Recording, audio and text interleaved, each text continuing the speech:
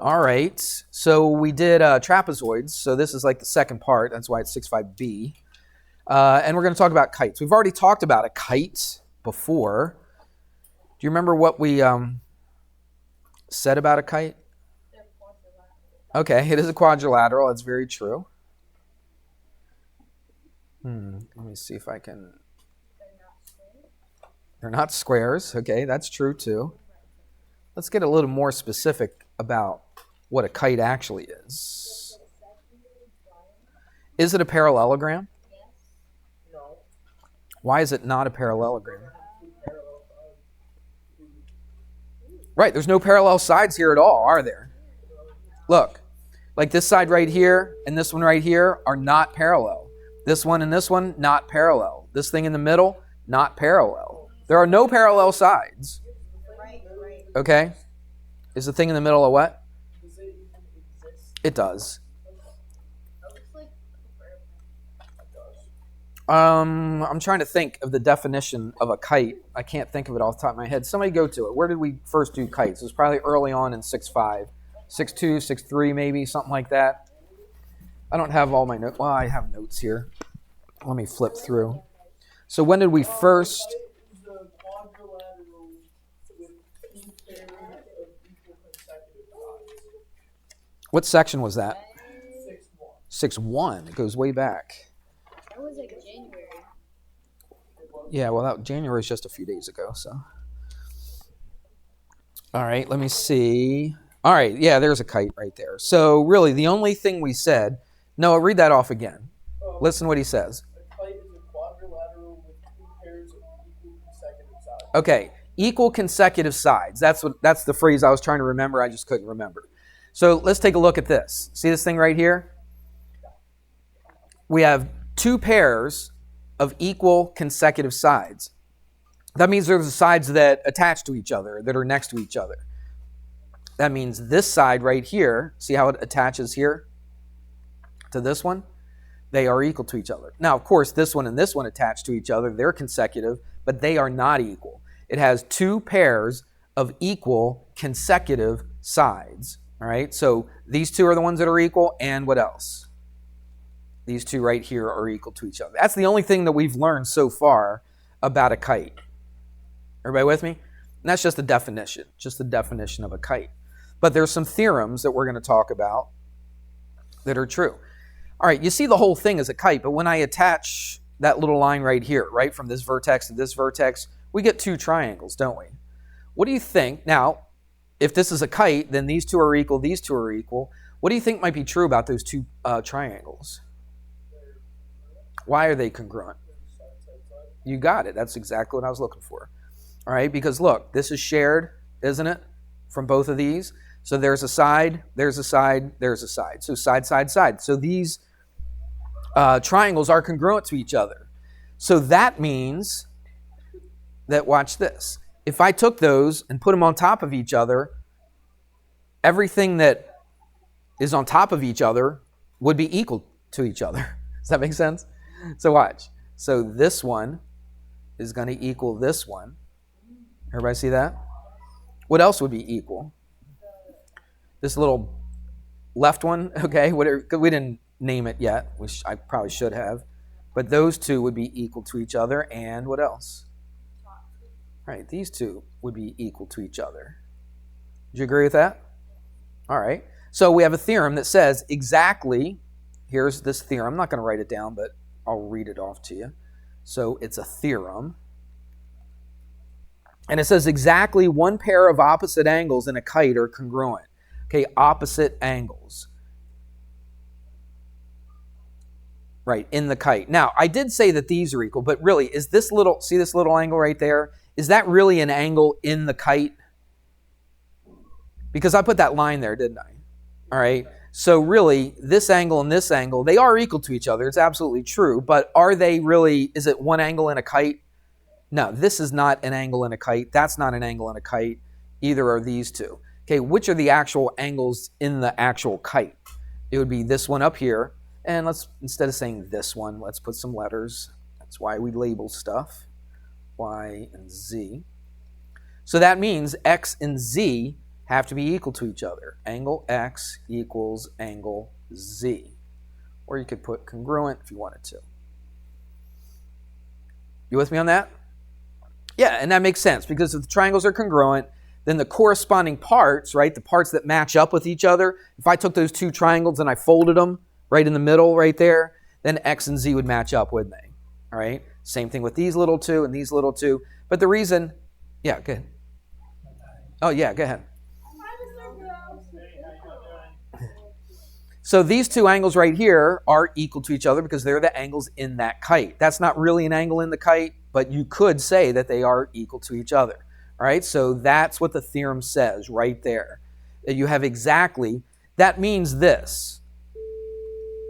Forget that line in the middle. So what are my other two angles? My other two angles would be big angle W, correct? And what? This whole angle Y. But are they equal to each other? Is that big angle W and that big angle Y, are they equal to each other? They are not, because this says exactly one pair of opposite sides. That means if these two are equal to each other, these two opposite angles right here are not equal to each other. Make sense? Because if they were equal to each other, then we wouldn't have a kite. We'd have something else, probably parallelogram. All right? So that's what that first theorem says.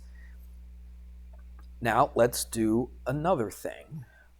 Let's change this line right here. We have a name for that line. I'll just make it a different color. Is that all right? And let's make this one green. And what I'm going to do is go from here to here. Now, when I drew that kite, I kind of eyeballed it a little bit. So what I'm going to tell you about this may not look exactly right, but it is. Okay, if I would have drawn that kite exactly, this would work out. But here's what it says. Here's another theorem. Okay, here's another theorem. And it says the diagonals of a kite. We've talked about diagonals, right? We've done diagonals of all kinds of different things, all kinds of polygons. It says the diagonals of a kite are perpendicular, which means, what kind of angle do we have right there? We have a right angle because they're perpendicular. See the blue one and the green one? They are diagonals of this kite, correct? And the diagonals of any kite, doesn't matter what the kite, how big the kite is, how skinny, how wide, whatever, if it's a kite and I draw the diagonals, they're always going to meet at a right angle. They'll always be a right angle. Okay, so that means, look, I got right triangles in here too, don't I? Okay, I got a right triangle here, got one here, got one here, got one here. Make sense? What do you think is true about this triangle and this triangle? They're congruent as well. All right? All right, let's do another one. Okay. Let's give this one a name. All right, so this green one, we'll keep it in green. They call this the crossbar. To tell you the truth, this is the first book that I've seen that actually names these two lines. All right, so I don't think, if I remember correctly, I don't think in my other book they really talked about this, but they call this the crossbar because it goes from the one equal angle to the other equal angle. See that? X and Z are equal, so it connects those two equal angles. We call that the crossbar. And then this one, you're going to use this word a lot, especially when you get into Algebra 2, all right, and pre-calculus and stuff like that. We've been using this a lot. They call this the axis of symmetry. So it's probably the first time you've heard that. And we're not going to really refer to that very often in geometry, but when you get into Algebra 2, we're going to talk about the axis of symmetry, and really in pre-calc we talked about it a lot right from the beginning. But we eventually, in my Algebra 2 class, will talk about that quite a bit. All right? So let's do another theorem. Here's another theorem. Again, I'm not writing all these down. They're in the book if you want to look at them. I'm just drawing the picture for you so you know what's true. We already know that the axis of symmetry and the crossbar are perpendicular, correct? What do you think might possibly be true about that green line right there? It's split, right? It splits that axis of symmetry, that blue one splits that green one. How do you think it splits it? Well, we already know it's perpendicular, but what about the lengths? You guys watching and thinking? Seems like something's going on. Everybody look up here. Look at that green one. How do you think that blue one hits that green one? In the middle, okay? Let's give a better word, though, than saying in the middle. What do you think that blue one does to it? Say it. It bisects it. That's right. So the theorem says this. It says the axis of symmetry bisects the what? The crossbar. That's right. You with me on that? And it does something else. We've already talked about this, actually. Remember, these two angles are equal right here, and these two angles are equal? So what else do you think the axis of symmetry does? It doesn't just bisect the crossbar. What do you think it does to that whole angle? It bisects that whole angle. That's right. So it splits that angle into two equal angles. So that's a lot of stuff right off the bat, just about a kite. We know by definition that the two consecutive sides are equal, right? And we know by a theorem that the opposite angles are equal. We know that if you draw the crossbar and the axis of symmetry, that they form a right angle. And you also know, I'll just do it in, well, I thought it was green, but we'll do it in blue, okay? You also know that these two right here are going to be equal to each other, all right? Is that blue one split in the middle? Look at it. They don't bisect each other, do they? It's just the axis of symmetry bisects the what? The crossbar. It's only the crossbar that's being bisected, okay? Not the axis of symmetry. See how it hits way up here? It's nowhere close to the middle, is it? All right, so the axis of symmetry is not being bisected, but the crossbar is. Make sense? Yeah, I think that's it. Now we got an example, and we'll be finished with kites. How's that sound? Good, yeah. All right, I'm going to draw it a little differently this time. I'm going to draw it up and down so it's not on its side. And I'll tell you what, it makes it a lot more accurate if I draw my crossbar. What's true about the crossbar and the axis of symmetry? The axis of symmetry does what to the crossbar? Bisects it, right. So I made it. See that little blue dot? It's hard to see, but there's a little blue dot right there. Okay, that means it is bisected. So now all I have to do to make an accurate kite is what? Just connect them. Yep. See that? So if I bisected the crossbar and they're perpendicular to each other, then I got myself a nice, pretty kite. We good? All right, let's put some letters on here. Oh, guess what they call this? K, I, what do you think? T, what do you think? E, right. That's kite, K-I-T-E, all right? Let's see, what do they tell you? I think they just tell you this angle right there. We know it's a kite, so if we know it's a kite, we know that's perpendicular. We also know that this and this are equal, and we know that this one and this one are equal. We know all that because they tell us this thing's a kite. Make sense? All right, so if they tell us it's a kite, I know for a fact that those two are equal and these two are equal. And I know that that's a right angle. It's perpendicular. Make sense? All right, so now let's see what they ask you to find. Let's push this over a little bit so I have some room to write. So they ask you to find how many? 5 different things. All right, so angle KTE, let's find that. Part B, they ask for angle TXE, TXE. Then part C, they ask for KEX, angle KEX. Part D, angle KET. Lots of angles in here. Looks like we're finding every single one of them, aren't we? And then angle KIE.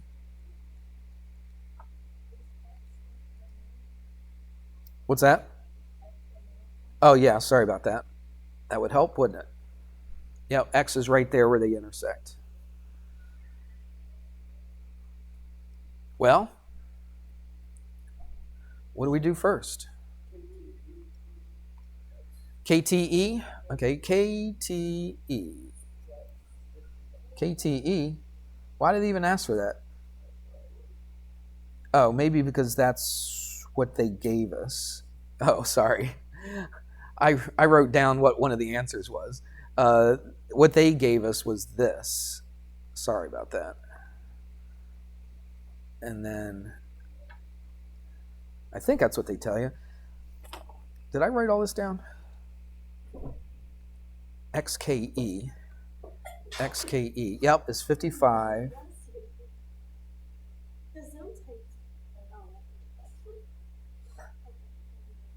Oh, they say that KI is less than KE. So, excuse me. It's kind of weird. They don't normally tell you this kind of stuff, but they give you that KI is less than KE. Because they're consecutive sides, correct? They're just showing you that these two consecutive sides are not equal to each other. All right? They're saying that this one's smaller than this one. So if this one and this one are not the same, one gets 1 tick mark, the other gets 2. Since I know it's a kite, if that has 1 tick mark, that's got 1 tick mark. If that's got 2, then this one has to have 2. Denise. Right above the E, I was writing 35 and I didn't finish it. I think they give you that. Did they give you this to be 35? This is example 4 in the book. Anybody there? Gabby, what do you see? Did they give you that? Did they give you both of these as 35?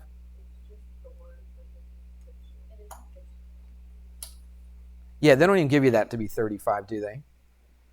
I should have written on my notes a little more clear what they give you and what they ask for. Yeah, that's all they tell you is that's 55 right there. That's it. Okay? XKE. Yeah, this one, this red one. So they tell you that's that. Now, KTE, where's that? KTE, this one right there. Why is this 55? Well, because look, these two triangles are congruent, aren't they? These two triangles are congruent right here. So these match up, don't they? You see that? So if this is 55, then that's 55. What about TXE? TXE. Oh, that's easy. What's this one right here? Right where the X is. Yeah, it's 90 degrees, because if they tell you this, they tell you it's a kite, so you know that the diagonals are perpendicular, so you know that's 90. So that was super easy. KEX. KEX. This little one down here. Let's do that in a different color. This one right here. What's an easy way to find it? There's a couple ways you could find it. What's the easiest way to find it? Very good. I like that. 90 minus 55. I had a big talk about that in my CP class. It seems like both classes that I asked, they always wanted to go 180 minus 90 minus 55. But do you have to do that? If you have a right triangle, which you do, all you got to do is you know that these two add up to 90, correct? So if I give you one of them, how do you find the other one? Just subtract 90 minus 55, and that's 35. So that would be 35 degrees. Remember we said about these two angles, they're what? They're equal, aren't they? Because that's being bisected. So that would be 35 as well. If they ask for it, they probably do. So KEX, that's the one I just found, right? KEX is 35 degrees. KET, that's this whole thing right there. That's KET. And what's that? It's 70. Just add up the 35s, okay? So that would be 70 degrees. Then KIE. Now, here's the thing. Is there any way to find out exactly what that's equal to?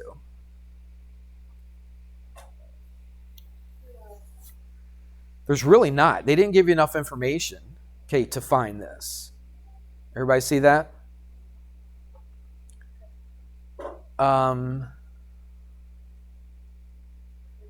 But you know it can't be any more than, how would I want to say that? Yeah, this one's a little weirder. Okay, this one up here, because there's no relationship between this and this. They're not equal to each other. This one's not half of this. It's not double this, right? There's really no way to know what that angle is unless they give you some other information. Like if they would have told you this whole big angle or this little angle right here, then you could find this. But they didn't give you enough information. What they do is they say that that angle is in between, we'll call it X, all right, for that angle.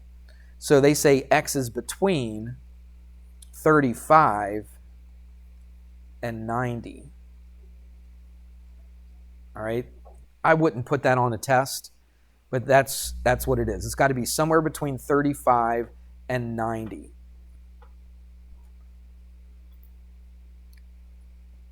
We'll just leave that at that, okay? I'm not going to talk about that anymore. So don't worry about that. I will not give you a problem like that on the test. But I'll give you enough information. Like if I actually asked you to find like these two angles or the whole big angle, I would have given you something else for you to be able to figure it out. But right now, we just don't have enough information to figure out those two angles or that whole big angle. Okay?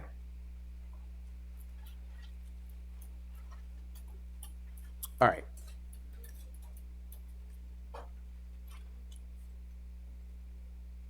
Trying to think. Yeah, that's good enough. All right, everybody good with that? Okay. So let's finish this up. Now I said 18 to 25. I should have said 13, shouldn't I? Let me see the book. For some reason, don't know why. Oh no, I only told you to go to 8, didn't I? So 9 to, let's see. Yeah, let's just do the 18. We won't do those other ones. I should have, because I should have finished it, but those were kind of easy anyway. And what did I say? 18 to 25. Yeah, that sounds good. 18 to 25 is good. So let's stick with what's on the lesson plan. All right. So this is going to be section, 6.5b. And pages 281, 282. 281, 282. And we're going to do 18 to 25.